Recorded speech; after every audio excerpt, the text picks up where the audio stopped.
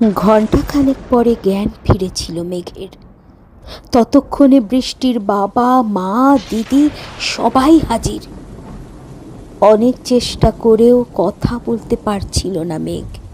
সে বৃষ্টিকে দেখতে চায়, ছুটে ঢুকে যায় রুমের মধ্যে। নিশ্চিন্তে ঘুমিয়েছিল বৃষ্টি। সেই প্রথম দিনের মতো কয়েকটি চুল চোখে এসে পড়েছে, বাকিটা চাদরে মুড়ি দেওয়া। না, আর দাঁড়ানোর শক্তি ছিল না মেঘের।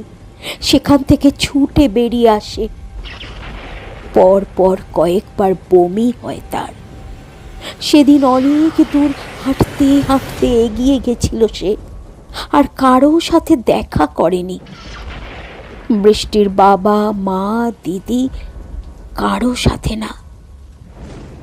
একটা অটো ধরে কিছুক্ষণের মধ্যে শহরের ভিড়ে হারিয়ে যায়।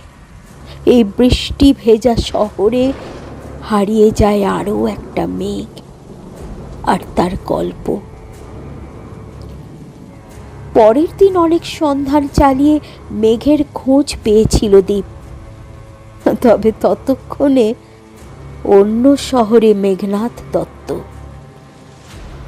আসলে সেই ঘটনার পর কাউকে না জানিয়েই হঠাৎ করে শহর ছেড়েছিল সে।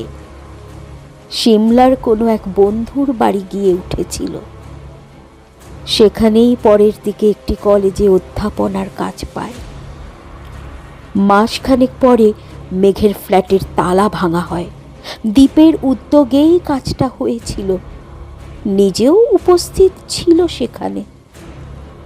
না, নিজের সঙ্গে কিছুই নেয়নি, সবই ছেড়ে গেছিল, ডায়েরিটাও।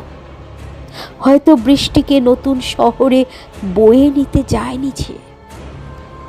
হয়তো বৃষ্টিকে নতুন শহরে বয়ে নিয়ে যেতে চায়নি সে। বোধহয় দরকারও ছিল না, কারণ মেঘের সঙ্গে ততদিনে পুরোপুরি মিশে গেছিল বৃষ্টি।